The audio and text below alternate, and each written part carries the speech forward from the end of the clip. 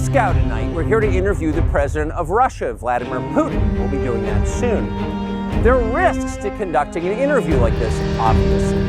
So we've thought about it carefully over many months.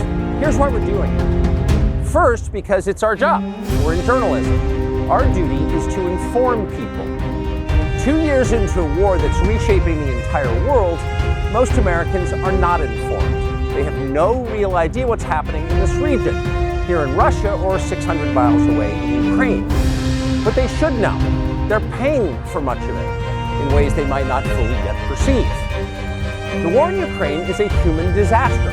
It's left hundreds of thousands of people dead, an entire generation of young Ukrainians, and it's depopulated the largest country in Europe. But the long-term effects are even more profound. This war has utterly reshaped the global military and trade alliances, and the sanctions that followed have as well. And in total, they have upended the world economy. The post-World War II economic order, the system that guaranteed prosperity in the West for more than 80 years, is coming apart very fast, and along with it, the dominance of the US dollar. These are not small changes. They are history-altering developments. They will define the lives of our grandchildren. Most of the world understands this perfectly well. They can see it. Ask anyone in Asia or the Middle East what the future looks like. And yet the populations of the English-speaking countries seem mostly unaware. They think that as nothing has really changed. And they think that because no one has told them the truth. Their media outlets are corrupt. They lie to their readers and viewers. And they do that mostly by omission. For example, since the day the war in Ukraine began, American media outlets have spoken to scores of people from Ukraine, and they've done scores of interviews with Ukrainian President Zelensky. We ourselves have put in a request for an interview with Zelensky, and we hope he accepts. But the interviews he's already done in the United States are not traditional interviews. They are fawning pep sessions specifically designed to amplify Zelensky's demand that the U.S. enter more deeply into a war in Eastern Europe and pay for it. That is not journalism. It is government propaganda.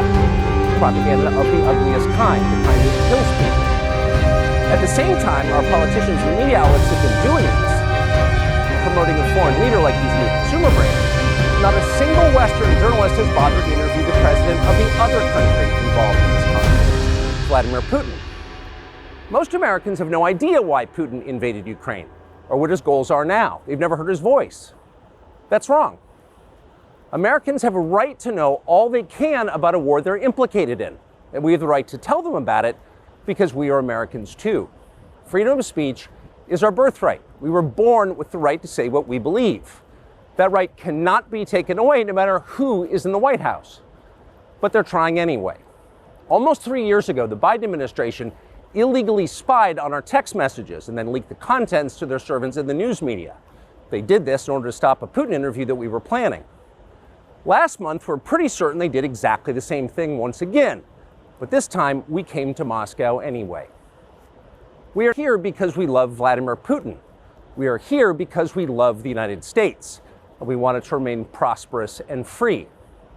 We paid for this trip ourselves. We took no money from any government or group, nor are we charging people to see the interview. It is not behind a paywall. Anyone can watch the entire thing, shot live to tape and unedited, on our website, tuckercarlson.com. Elon Musk, to his great credit, has promised not to suppress or block this interview once we post it on his platform, X, and we're grateful for that. Western governments, by contrast, will certainly do their best to censor this video on other less principled platforms because that's what they do. They are afraid of information they can't control. But you have no reason to be afraid of it.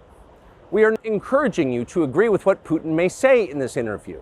But we are urging you to watch it. You should know as much as you can. And then, like a free citizen and not a slave, you can decide for yourself. Thanks.